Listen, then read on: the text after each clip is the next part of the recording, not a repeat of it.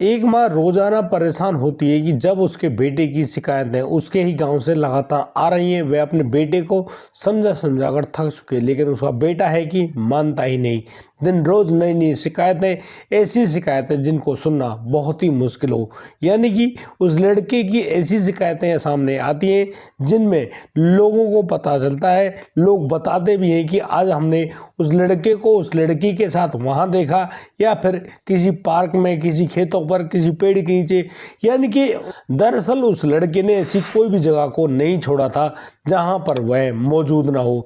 वह अपनी ही गांव की एक लड़की से प्यार करता है और उसी लड़की के साथ उन्हीं प्रेम संबंधों में जगह जगह उस लड़की से मिलता जुलता है और उसके साथ संबंध बनाता है। वह संबंध बनाता बनाता थक नहीं रहा है। ना तो वह लड़की मानती है, ना ही वह लड़का मानता है। और अब तो उस लड़के की शिकायतें उसके घर, उसकी माँ के पास पहुंचनी शुरू हो जाती हैं। लेकिन दोस्तों, मैं आपको ये भी बता दूं कि वह माँ अपने बेटे से मिल रही जो शिकायतें हैं, यानी कि उसके बेटे की जो शिकायतें आ रही हैं, उनसे बहुत ही ज़्यादा दुखी है, परेशान है। वह जगह जगह पर पूछती है कि उसके बेटे का दिमाग कैसे सुधरे। एक दिन उसकी माँ को उसका भाई बताता है कि उनके पास एक प्लान है। वह प्लान ऐसा है कि इस लड़के की सुंदर सी लड़की से शादी करा दी जाए, और उस सुंदर सी लड़की के साथ यदि वह शादी कर लेगा फिर तो वह उसी के प्यार में पड़ जाएगा।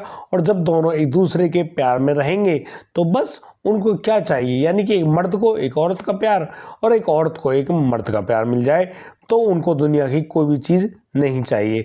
इसी मामले में अब तो वह माँ आगे बढ़ती है और बस अपने बेटे के लिए एक सुंदर सी लड़की को ब्याह कर लाती है। दोस्तों, यहाँ पर उस लड़की से शादी तो हो गई है, लेकिन अब भी वह लड़का उसी लड़की से मिला करता है जिससे उसका पहले से प्रेम प्रसंग चल रहा होता है। दरअसल यहाँ पर वह माँ और भी ज़्यादा दुखी तब हो जाती जब वह अपनी बहू को भी अवैध संबंधों में रंगे हाथों पकड़ लेती है। जहाँ वह अपने बेटे से ही परेशान थी, अब तो वह अपनी बहू से भी परेशान होने लगी।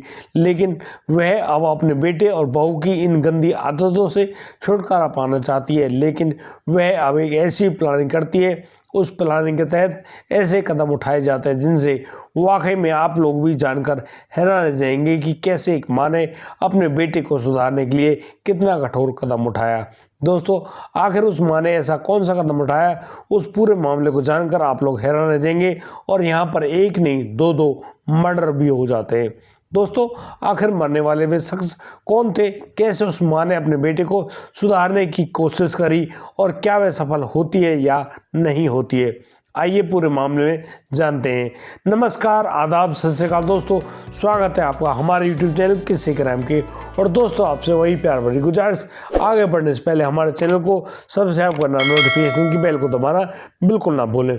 दोस्तों, आज का बेहद ही हैरान करने वाला मामला सामने आया है आगरा जिला उत्तर प्रदेश से।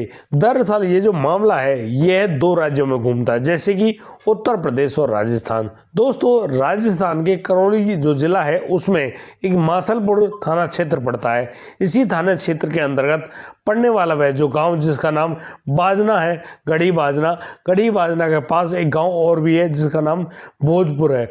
दोस्तों, भोजपुर से करीब 1.5 किलोमीटर दूर खेतों के बीच में एक सफ़ेद रंग की यानी कि सेंट्रो गाड़ी खड़ी है। अब तो वहाँ के जो ग्रामीण क्षेत्र के जो लोग हैं वो जब उस गाड़ी के नज़दीक जाते हैं तो वो वहाँ उस गाड़ी में देखते हैं कि यहाँ पर एक आदमी और एक महिला की उस गाड़ी के अंदर लाश पड़ी हुई है।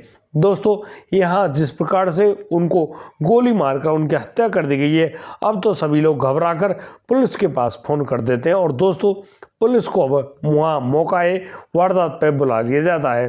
अब तो वहाँ पुलिस के पहुँचने पर पुलिस उस गाड़ी के लॉक को जैसे तैसे खुलवाती है और फिर वहाँ दोनों सब, यानी कि वह जो लड़का है, वह जो ड्राइवर सीट पर बैठा है, उसकी जो पीछे वाली सीट पर एक महिला बैठी है।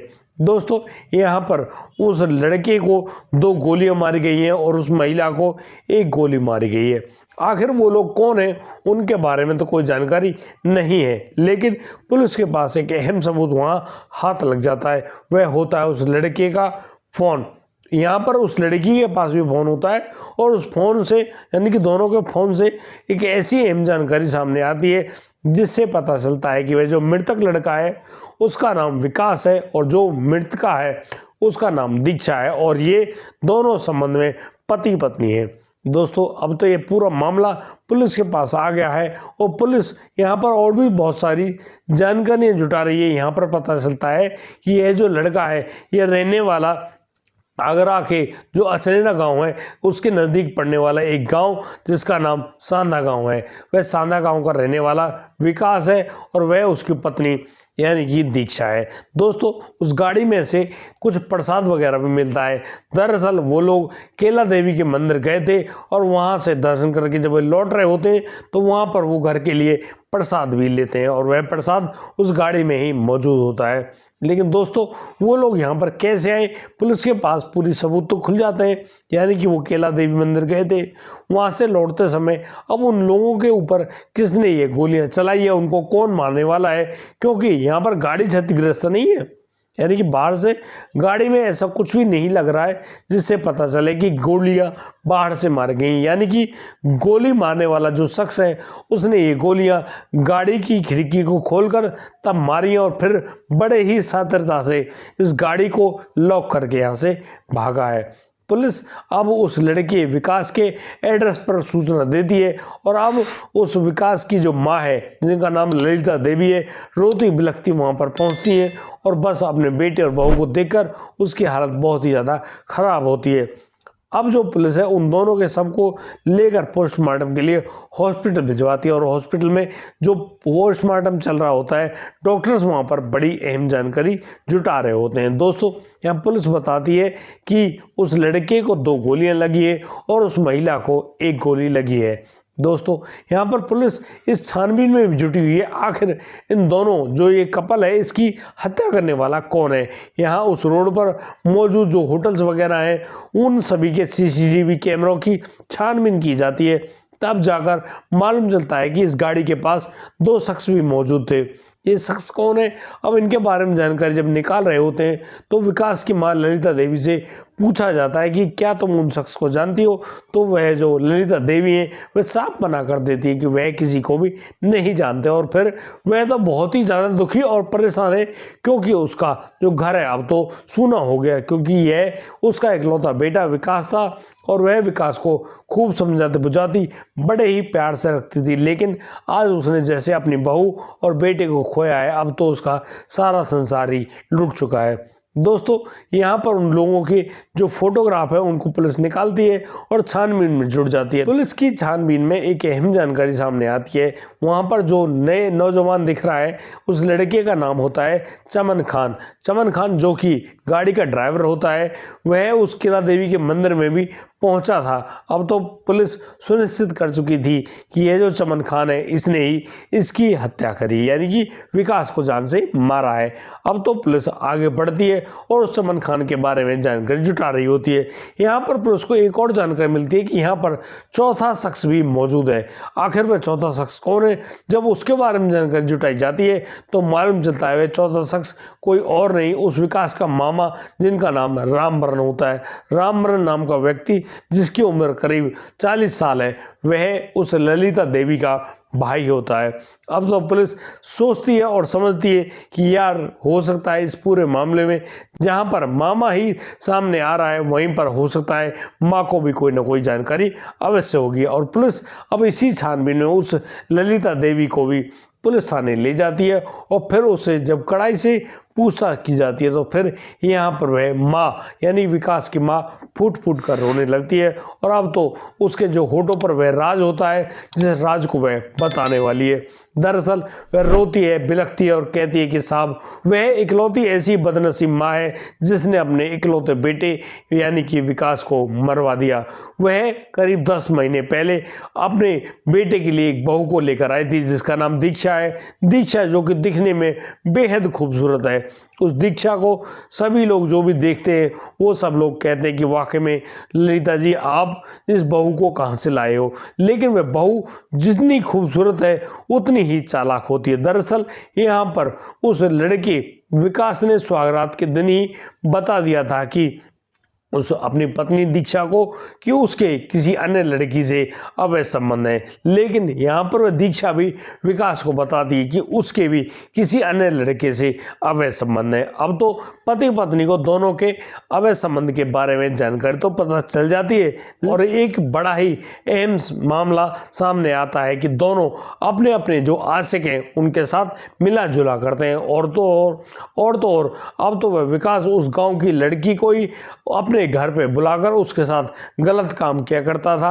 और तो और अब वह जो दीक्षा है वह भी अपने आशिक को अपने ससुराल में बुला लिया करती और बस अपने कमरे में ही संबंध बनाया करती। यहाँ विकास और दीक्षा को दोनों को एक दूसरे के बारे में सारी जानकारी तो होती है, लेकिन दोनों कोई भी बातचीत ऐसी नहीं करते, यानी कि एक दूसरे की शिकायतें नहीं करते हैं। लेकिन यहाँ जो एकमात्र ऐसा आदमी है जो कि सबसे ज़्यादा परेशान हुआ करता है वह होता है विकास की माँ ललिता देवी, जिनकी उम्र करीब 48 साल की है। वह जो महिला है वह बहुत ही ज़्यादा दुखी है। वह पहले तो दुखी अपने बेटे से, क्योंकि उसके बेटे की भी अवैध संबंध है और वह उस लड़की को छोड़ने का नाम ही नहीं ले रहा है। लेकिन अब तो जब वह अपनी बहू को किसी अन्य लड़के के साथ अवैध संबंध बनाते हुए अपने घर में उस कमरे में पकड़ लेती है तो उसको काटो तो खून नहीं। वह उस दीक्षा को बहुत ही बुरा भला कहती है, उसको लाख कोशिशें करती है, उसको समझाने की हजारों बातें करती है। तो उल्टा दीक्षा ही अपनी सास से कहने लगती है कि जब तुमसे तुम्हारा बेटा ही नहीं संभाला जाता तो तुम उससे कहने का हक और अधिकार खो चुकी हो। यहाँ पर वह ललिता देवी सारी कोशिशें करती है, लेकिन वह सब कुछ हार जाती है। वह मन ही मन सोचने लगती है कैसे ना कैसे करके इस लड़के और इस बहू से छुटकारा मिल जाए तो उसका जीवन सुधर जाए। दरअसल वह जो ललिता देवी है, गांव में हो रही जो बदनामी है उसका डर उसको खाने लगा था और वह अब डर डर कर नहीं जीना चाहती थी। इसीलिए वह अब एक ऐसा अहम कदम उठाती है।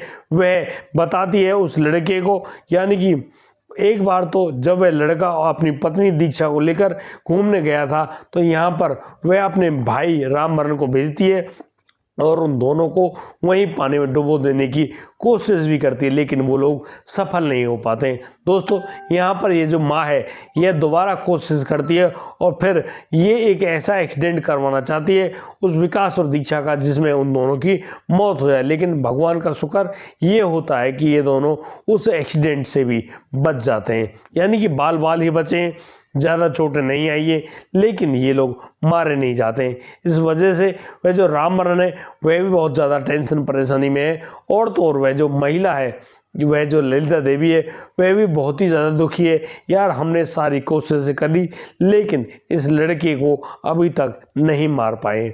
दोस्तों इसी वजह से अब तो वो जो बहन भाई हैं एक ऐसी प्लानिंग करते हैं। यहाँ पर रामबरन एक नई गाड़ी खरीदता है जो कि सेंट्रो होती है, सेंट्रो जिसका नंबर RJ40Y4888 नंबर होता है। इस गाड़ी को खरीदता है रामबरन अब इस गाड़ी को विकास को दिखाता है, विकास को चलाना भी सिखाता है और यहाँ वह उस विकास को सिखाने के लिए चमन खान नाम के ड्राइवर को रख देता है। दरअसल यह सब एक साजिश के तहत हो रहा था। अब तो वह जो चमन खान है वह अक्सर उस विकास को गाड़ी चलाना सिखाया करता था। विकास और दीक्षा अब घूमने का प्लान बनाते हैं और वो लोग केला देवी के लिए निकल पड़ते हैं। यहाँ पर उनके साथ वह ड्राइवर यानी कि चमन खान भी होता है और चमन खान यहाँ उनको केला देवी मंदिर तो लेकर जाता है और जब वहाँ से लौट रही होती है वह गाड़ी, अब तो चमन खान उस जगह से उतर जाता है और वह कहता है कि वह साइड में बैठेगा, अब विकास बाबू आप गाड़ी चलाइए। विकास अब तो वहाँ गाड़ी चलाता है, लेकिन चमन खान यहाँ पर उस रामबरन जो कि उसका मालिक है उसको हर प्रकार की सूचना देता रहता है और उसको बताता रहता है कि हम लोग कहाँ पर पहुँच गए हैं। और दोस्तों जब भोजपुर से करीब 1.5 किलोमीटर दूर वो गाड़ी निकल जाती है तो वहाँ पर रास्ते में वह रामबरन भी खड़ा हुआ मिलता है। रामबरन को देखकर वह विकास गाड़ी को रोक लेता है और अब वह जो रामबरन है कहता है कि इस गाड़ी को साइड में खड़ा कर लो। गाड़ी को रोड के सहारे खड़ा कर दिया जाता है। रामबरन जिस हथियार को अपने साथ छुपा कर लाया था अब उसी हथियार से यानी कि 2 गोली उस विकास में दागता है और 1 गोली उस दीक्षा में दागता है। उसके बाद चमन खान उस गाड़ी को ले जाकर वहाँ पर यानी कि खेतों के बीच में उस रास्ते पर खड़ा कर देता है और यहाँ से वो रामबरन और वह जो चमन खान है दोनों भाग जाते हैं। लेकिन जैसे ही पुलिस के पास यह पूरा मामला पहुंचा, यानी कि रात को तो हत्या हुई है और सुबह सुबह जैसे ही वह गाड़ी के बारे में ग्रामीणों को पता चला, वो लोग पुलिस को वहीं मौका वारदात पे बुला लेते हैं और फिर तो यहाँ पर छानबीन चलती है। और इसी छानबीन के दौरान पुलिस ने काबिल तारीफ काम किया। वह काम था मात्र 24 घंटे से पहले ही उन्होंने हत्या आरोपी जो भी लोग मौजूद थे उन सबको गिरफ्तार कर लिया। यहाँ पर पुलिस ने गिरफ्तार किया है ललिता देवी के भाई रामबरन और रामबरन के जो ड्राइवर चमन खान है। इन तीनों को, उन दोनों महिला और पुरुष की हत्या करने के आरोप में उनको अब निचली अदालत में पेश करने के बाद जेल के अंदर भेज दिया गया है। दोस्तों, इस पूरे घटनाक्रम को सुनाने का उद्देश्य किसी को परेशान करना नहीं है, किसी का दिल दुखाना नहीं है, लेकिन दोस्तों हम लोग बताना चाहते हैं कि इन अवैध संबंधों के आड़ में ना जाने कितने ही लोग जो सोचते हैं क्षणिक उनको आनंद मिलेगा। लेकिन मैं आपको बता दूं कि यहाँ आजकल होने वाले जितने भी केस हैं उनमें कहीं ना कहीं ये अवैध संबंध वाला चैप्टर जरूर सामने आता है। या तो किसी पुरुष के अवैध संबंध होंगे या फिर किसी महिला के किसी अन्य पुरुष से अवैध संबंध होंगे, लेकिन ऐसा होगा जरूर, ये बात बिल्कुल 100% सत्य है। लेकिन आज के लोग 100 बार ठोकरें खाने के बाद भी इन अवैध संबंधों से बाज नहीं आ रहे।